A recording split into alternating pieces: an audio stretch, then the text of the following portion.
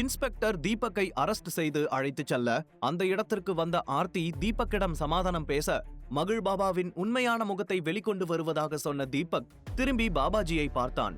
உடனே பாபாஜி இன்ஸ்பெக்டரை பார்த்து, இன்ஸ்பெக்டர், இன்னமும் எதுக்கு வெயிட் பண்ணிட்டு இருக்கீங்க? அவனை இழுத்துட்டு போய் ஜெயில தள்ளுங்க என்று கோபமாக சொன்னார். அப்போது தீபக் இன்ஸ்பெக்டரை பார்த்து, சார், நான் பாபாஜி கிட்ட ஒரே ஒரு விஷயம் மட்டும் பேசணும், எனக்கு ஒரு 2 நிமிஷம் மட்டும் டைம் கொடுங்க என்று கேட்டான். அப்போது அருகில் இருந்த ஆர்த்தியும் இன்ஸ்பெக்டரிடம் சொல்ல அவர் சரி என்று சம்மதித்தார். அதன் பிறகு தீபக் பாபாஜியை நோக்கி நடந்து வந்தான். இப்போ எதுக்கு இவன் திரும்பி வரான் என்று தனக்குள் கேட்டுக்கொண்டபடி அவனையே பார்த்து கொண்டிருந்தார். தீபக் அவர் அருகில் வந்து, பாபாஜி, என்ன கெட்டவன்னு சொல்லி நிரூபிக்க நான் உங்களுக்கு ஒரு சான்ஸ் கொடுத்தேன்ல, அதே மாதிரி எனக்கும் ஒரு சான்ஸ் வேணும் என்று கேட்டார். அதை கேட்டு, என்ன நீயும் என்ன கெட்டவன்னு நம்ப வைக்க போறியா என்று பாபாஜி சிரித்து கொண்டே கேட்க, சான்ஸ் கொடுத்தா தானே எதையாவது பண்ண முடியும், உங்களுக்கு தைரியம் இருந்தா கொடுத்து பாருங்க என்று சொன்னான் தீபக். அந்த வார்த்தைகள் பாபாஜியின் ஈகோவை தூண்டியது. உடனே அவனை பார்த்து கோபத்துடன், உன்னால என்ன பண்ண முடியுமோ பண்ணு, நான் உனக்கு ஒரு சான்ஸ் தரேன் என்று சொன்னார். அவர் சொன்னதை கேட்டு எல்லோரும் ஒருவரையொருவர் பார்க்க ஆரம்பித்து விட்டார்கள். நவீனும் பிரியாவும் சில அடிகள் முன்னால் வந்து தீபக் என்ன செய்ய போகிறான் என்று கவனமாக பார்க்க ஆரம்பித்தார்கள். அப்போது இன்ஸ்பெக்டர் வேணுகோபாலை பார்க்க அவர் சரி என்று சைகை செய்ததும் இன்ஸ்பெக்டர் தீபக்கின் கைவிலங்கை கழற்றி விட்டார். தீபக் உடனே கண்களை மூடி சில மந்திரங்களை சொல்ல ஆரம்பித்தான். அடுத்த நொடியே கீழே படுத்துக்கொண்டு காதுகளை தரையில் வைத்து கேட்க ஆரம்பித்தான். அப்போது அங்கேயும் சில மந்திரங்களை உச்சரித்தான். வெளியிலிருந்து பார்ப்பவர்களுக்கு தீபக் செய்வது கோமாளித்தனம் போல இருந்தது. இவனுக்கு என்னாச்சு? ஏன் பைத்திய மாதிரி பண்ணிட்டு இருக்கான்? போலீஸ் கிட்ட இருந்து தப்பிக்கிறதுக்கு தான் இப்படி எல்லாம் நாடகம் ஆடிட்டு இருக்கான்னு நினைக்கிறேன் என்று கூட்டத்தில் இருந்த ஒருவன் சொன்னான். இவனால இப்படி குரங்கு மாதிரி வித்த காட்ட மட்டும்தான் முடியும். நாக்குல இருந்து லிங்கத்தை எடுக்கிறதோ, கையிலேயே விபூதியை உருவாக்குறதோ, இந்த மாதிரி ஏதாவது பண்ணட்டும், அதுக்கப்புறம் நாமளும் இவனை நம்பலாம் என்று இன்னொருவன் சொன்னான். அவன் சொன்னதை கேட்டு அருகில் இருந்தவர்கள் எல்லோரும் தீபக்கை கிண்டல் செய்து சிரிக்க ஆரம்பித்து விட்டார்கள். உடனே அருகில் நின்றிருந்த நவீனும் சிரித்து கொண்டே, கண்டிப்பா இவங்க சொல்ற மாதிரி தான் நடக்கும் பாரு, அவன் போலீஸ் கிட்ட இருந்து தப்பிக்கிறதுக்கு தான் இப்படி நாடகம் ஆடிட்டு இருக்கான் என்று சொன்னான். ஆனால் பிரியா அவனுடைய வார்த்தைகளுக்கு எந்த பதிலும் சொல்லவில்லை. அமைதியாக வேடிக்கை பார்த்தபடி நின்றிருந்தாள். இன்னொரு புறம் ஆர்த்தியும் கணேஷும் தீபக் என்ன செய்கிறான் என்று தெரியாமல் குழப்பத்துடன் அவனையே பார்த்து கொண்டிருந்தார்கள். தீபக்கின் செயலை பார்த்து பாபாஜிக்கு கொஞ்சம் நிம்மதியாக இருந்தது. ஏனென்றால் அவன் அப்படியே பாபாஜி செய்ததை போலவே செய்து கொண்டிருந்தான். இவனுக்கு என்ன பண்றதுன்னு தெரியாம நான் பண்ணின விஷயத்தையே ஃபாலோ பண்ணிட்டு இருக்கான். இவனால அதை மட்டும்தான் பண்ண முடியும். எப்படியும் இன்னைக்கு அந்த வெள்ள முத்துக்களை நான் வாங்காம போக மாட்டேன் என்று மனதிற்குள் சபதம் செய்து கொண்டார். அவர் சொன்னதை போலவே சிறிது நேரத்திற்கு முன்பு பாபாஜி எப்படி அருள் வந்ததை போல ஆட ஆரம்பித்தாரோ அதே போல தீபக்கும் நடிக்க ஆரம்பித்தான். அப்போது எல்லாரையும் பார்த்து சத்தமான தோணியில், எல்லாரும் நான் சொல்றத கவனமா கேளுங்க. எனக்குள்ள பாவம் இருக்கு. நான் கெட்டவன்னு பாபாஜி சொன்னாரு. நான் அதை ஏத்துக்கிறேன். ஆனா பாபாஜியும் என்கிட்ட இருந்து ஒரு விஷயத்தை ஏத்துக்கணும். எனக்கு முன்னாடி வச்சிருக்கிற இந்த கண்ணாடி டம்ளர்ல இருக்கிற தண்ணிய அவரு குடிக்கணும். அப்படி குடிக்கும் போது அதோட கலர் கருப்பா மாறுச்சுன்னா அவரோட மனசுலயும் பாவம் இருக்கு. அவரும் என்ன மாதிரியே ஒரு பாவி என்று சொன்னான். அதை கேட்டதும் பாபாஜிக்கு தூக்கி வாரி போட்டது. தீபக் இப்படி ஒரு ட்விஸ்ட் அடிப்பான் என்று அவர் கொஞ்சம் கூட எதிர்பார்க்கவில்லை. பதட்டத்தில் அவரது நெற்றி வியர்க்க ஆரம்பித்து விட்டது. ஏனென்றால் அந்த தண்ணீரை குடித்தால் அதன் நிறம் மாறும் என்கிற விஷயம் அவருக்கு தெரிந்திருந்தது. தீபக் சொன்னதை கேட்டு சுற்றி இருந்தவர்கள் எல்லோரும் கொஞ்சம் யோசிக்க ஆரம்பித்தார்கள். என்ன பாபாஜி யோசிக்கிறீங்க? உடனே அந்த தண்ணியை எடுத்து குடிச்சு நீங்க எந்த பாவமும் செய்யலன்னு எல்லார் முன்னாடியும் நிரூபிச்சு காட்டுங்க. நீங்க தான் கடவுளோட அவதாரமாச்சே என்று சொன்ன தீபக் அந்த தண்ணீர் கிளாஸை எடுத்து அவர் முன்னால் நீட்டினான். அந்த நேரத்தில் எல்லோருடைய பார்வையும் பாபாஜியின் மீதுதான் பதிந்திருந்தது. இல்ல, இந்த தண்ணீரை பக்தர்கள் மேலதான் சோதனை பண்ண முடியும், என் மேல நானே சோதிக்க முடியாது என்று பாபாஜி தயங்கி கொண்டே சொல்ல, உடனே தீபக் சிரித்து கொண்டே, என்ன பாபாஜி, பக்தர்கள் மட்டும் உங்களுக்கு என்ன இழிச்சவாயங்களா? யார் பண்ணனாலும் தப்பு தப்பு தான் பாபாஜி. நீங்க கடவுளோட அவதாரமா சொல்லிக்கிட்டாலும் உண்மையான கடவுள் இல்லையே. நீங்களும் எங்களை மாதிரி மனுஷன் தானே, அதனால தாராளமா குடிங்க என்று சொன்னான். அதை கேட்டு பாபாஜியால் எந்த பதிலும் சொல்ல முடியவில்லை. தயங்கியபடி அப்படியே அமைதியாக நின்று கொண்டிருந்தார். அப்போது அருகில் நின்றிருந்த ஆர்த்தி வேண்டுமென்றே அவரை பார்த்து, பாபாஜி, நீங்க உண்மையிலேயே கடவுளோட அவதாரமா இருந்தா இதை குடிச்சு நிரூபிக்கிறதால என்ன ஆகிட போகுது? ஜஸ்ட் 2 செகண்ட்ல முடிஞ்சிடும் என்று சொன்னால் அதற்கு மேல் அவரால் எதுவும் சொல்ல முடியவில்லை. கொஞ்சம் தயங்கிக் கொண்டே தீபக்கிடமிருந்து அந்த கிளாஸை வாங்கி ஒரு சிப் மட்டும் குடித்தார். உடனே அந்த தண்ணீர் முழுவதும் கருப்பு நிறத்தில் மாறியது. அதை பார்த்ததும் எல்லோருடைய கண்களும் வியப்பில் ஆழ்ந்தது. எல்லோரும் அதிர்ச்சியுடன் பாபாஜியை பார்த்தபடி தங்களுக்குள் முணுமுணுத்துக் கொண்டார்கள்.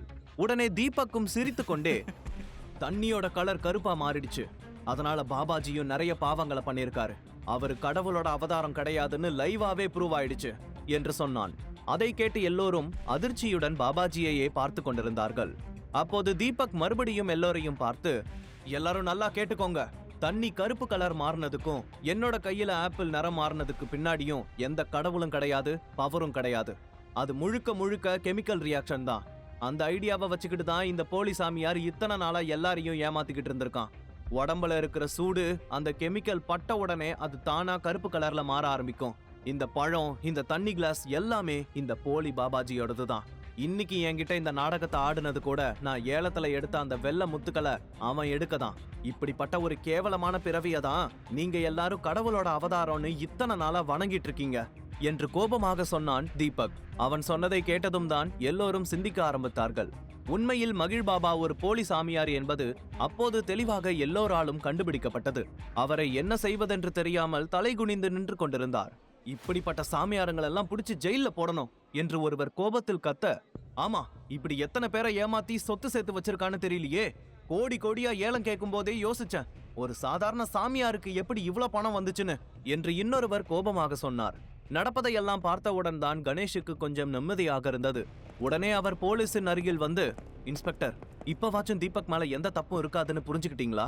தீபக்கை விட்டுட்டு அந்த பாபாஜியை பிடிச்சு ஜெயில போடுங்க, அவன் எங்க எல்லாரோட நம்பிக்கையையும் தப்பா யூஸ் பண்ணிக்கிட்டான் என்று கோபமாக சொன்னார்.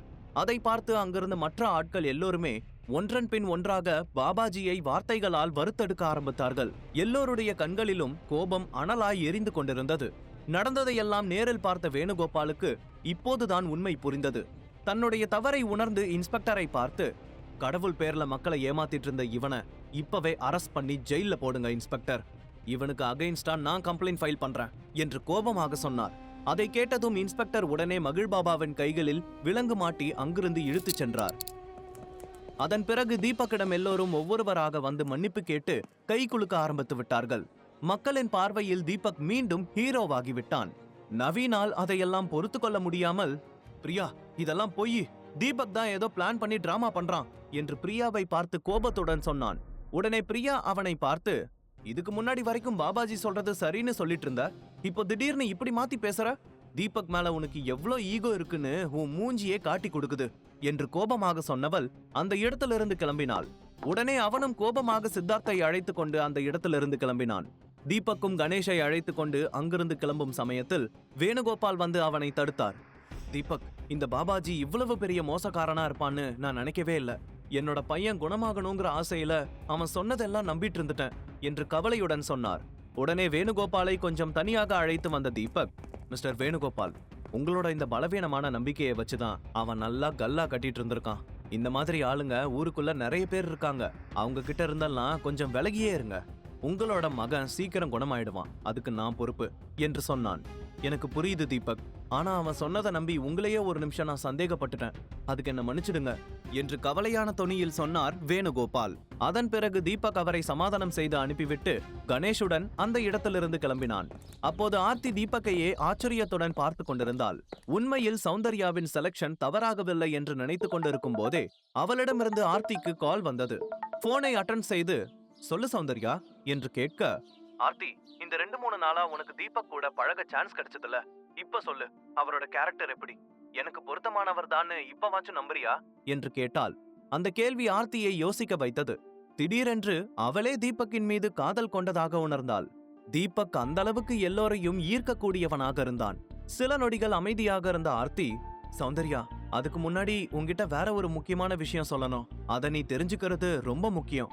நான் தீபக்க க்ளோஸா வாட்ச் பண்ணதுல அவனுக்கு ஷர்மிளா மேல அளவு கடந்த பாசம் இருக்கு. அவ மேல மட்டும் இல்ல, அவளோட அப்பாவை கூட அவ்வளோ அக்கறையா பாத்துக்கிறான். இப்படிப்பட்ட ஒருத்தன் 1 வருஷத்துல அவளை மறந்து உன்கிட்ட வருவான்னு எனக்கு நம்பிக்கை இல்ல என்று சொன்னாள். அதை கேட்டதும் சௌந்தர்யாவுக்கு பயங்கரமான கோபம் வந்தது. எப்படி இருந்தாலும் 1 வருஷத்துல அவளை விட்டுட்டு வந்துதான் ஆகணும். 1 வருஷம் கழிச்சு என்ன கல்யாணம் பண்ணிக்கிறதா அவன் வாக்கு கொடுத்திருக்கான் என்று சொல்லிவிட்டு கடுப்பாக போனை கட் செய்தாள். இன்னொரு புறம் தீபக்கும் கணேஷும் வீட்டிற்கு சென்று கொண்டிருந்தார்கள். அப்போது தீபக்கின் மீதான மரியாதை கணேஷின் கண்களில் தெளிவாக தெரிந்தது. தீபக், நல்ல வேலை, இந்த கொஞ்ச நாளா உன் கூட நான் அதிகமா டைம் ஸ்பெண்ட் பண்றேன். இல்லனா உன்னை பத்தி எனக்கு கடைசி வரைக்கும் தெரிஞ்சிருக்காது. நீ என்ன தினமும் ஏதாவது ஒரு விதத்துல ஆச்சரியப்படுத்திக்கிட்டே இருக்க. நாளுக்கு நாள் உன் மேல எனக்கு மரியாதை கூடிக்கிட்டே போகுது என்று சொன்னார். அதை கேட்டு தீபக் சிரித்துக்கொண்டே, தேங்க்யூ அங்கிள், உங்க கூட டைம் ஸ்பெண்ட் பண்றதுல எனக்கும் சந்தோஷம் என்று சொன்னான். இந்த விஷயத்த பத்தியெல்லாம் ஷர்மிளா கீதா கிட்ட சொல்ல வேண்டாம். அவங்களுக்கு தெரிஞ்சா தேவையில்லாம கவலைப்பட்டுட்டு இருப்பாங்க. உன்னை பத்தின புரிதல் அவங்களுக்கு நேரம் வரும்போது தானா தெரியட்டும் என்று சொன்னார் கணேஷ். தீபக்கும் அதற்கு சரி என்று தலையை ஆட்டினான். அதன் பிறகு இருவரும் பேசிக்கொள்ளவில்லை. கணேஷ் வெளியே வேடிக்கை பார்த்தபடி உட்கார்ந்திருந்தார். அப்போது தீபக்கின் எண்ணம் முழுவதும் சௌந்தர்யா ஆர்த்தியின் மீதுதான் இருந்தது. இந்த ஆர்த்தியை எப்படியாச்சும் என்கிட்ட இருந்து துரத்தணும். அவளை கூட வச்சிருக்கிறது எனக்கு தான் டேஞ்சர். எப்படியும் ஒரு நாள் அங்கிள் கிட்ட அவ உண்மையை உளறிடுவான்னு தோணிக்கிட்டே இருக்கு என்று தனக்குள் சொல்லிக் கொண்டான். அடுத்த சில நிமிடங்களில் அவர்கள் வீட்டிற்கு வந்து சேர்ந்தார்கள். அந்த சமயத்தில் ஷர்மிளாவும் வீட்டிற்கு வந்து சேர்ந்திருந்தாள். கீதா ஹாலில் உட்கார்ந்து அமைதியாக டிவி பார்த்து கொண்டிருந்தார். அவர் இந்த அளவுக்கு அமைதியாக இருப்பதை பார்த்து கணேஷுக்கு சந்தோஷமாக இருந்தது. என்ன கீதா, நாங்க வீட்டுக்குள்ள வரதுக்கு முன்னாடியே ரேடியோவை ஆன் பண்ணிடுவ, இன்னைக்கு எதுவும் பேசாம அமைதியா இருக்க என்று கணேஷ் கேட்க, கீதா டக்குன்னு திரும்பி அவரை முறைத்து பார்த்தார். என்னன்னு சொன்னாதானே தெரியும் என்று கணேஷ் மீண்டும் கேட்க, உங்க அம்மா போன் பண்ணிருந்தாங்க, நாளைக்கு என்ன அவங்க வீட்டுக்கு வர சொல்லியிருக்காங்க என்று கடுப்பாக சொன்னார் கீதா. அதுக்கு என்ன, போயிட்டு வர வேண்டியதானே என்று கணேஷ் சாதாரணமாக சொல்ல, உடனே கீதா கோபமாக சோபாவில் இருந்து எழுந்து, கார்த்திகாவோட மாமியாரு அவளுக்கு ஒரு பெரிய வில்லாவை கிஃப்டா கொடுக்க போறாங்களாம். அது கிட்டத்தட்ட 20 கோடி ஒர்த் இருக்குமா. அவளுக்கு இன்னமும் என்னென்ன கிடைக்க போகுதுன்னு தெரியல. நாளைக்கு என்ன அங்க வர சொல்லி எல்லாத்தையும் எனக்கு காட்டி என்ன வெறுப்பேத்தணும்னு நினைக்கிறாங்க போல என்று கடுப்பாக சொன்னார். அதை கேட்டதும் கணேஷால் எதுவும் சொல்ல முடியவில்லை. அமைதியாக திரும்பி தீபக்கை பார்த்தார். என்ன அமைதியாயிட்டீங்க? இப்ப வாயை திறந்து பேச வேண்டியதானே? என் மகளுக்கும் அந்த மாதிரி ஏதாச்சும் பெரிய இடத்துல கல்யாணம் பண்ணி கொடுத்திருந்தா இந்நேரம் நானும் 4 பேருக்கு கால் பண்ணி பெருமையா சொல்லிருப்பேன். ஆனா என் பொண்ணுக்கு வந்து வாச்சதுதான் இப்படி இருக்கே என்று கடுப்பாக சொன்னபடி தீபக்கை முறைத்து பார்த்தார். கீதாவின் பேச்சுக்கு ஷர்மிளா, கணேஷ், தீபக் யாராலும் எந்த பதிலும் சொல்ல முடியவில்லை. அமைதியாக நின்றிருந்தார்கள். கீதாவின் வார்த்தைகளுக்கு தீபக் பதிலடி கொடுப்பானா? சௌந்தர்யா அடுத்து என்ன செய்ய போகிறாள்? தீபக்கின் மீது ஆர்த்திக்கு காதல் வருமா? முழு கதையையும் கேட்டு மகிழ பாக்கெட் FM ஏப்பை டவுன்லோட் செய்யுங்கள். லிங்க் டிஸ்கிரிப்ஷனில் கொடுக்கப்பட்டுள்ளது.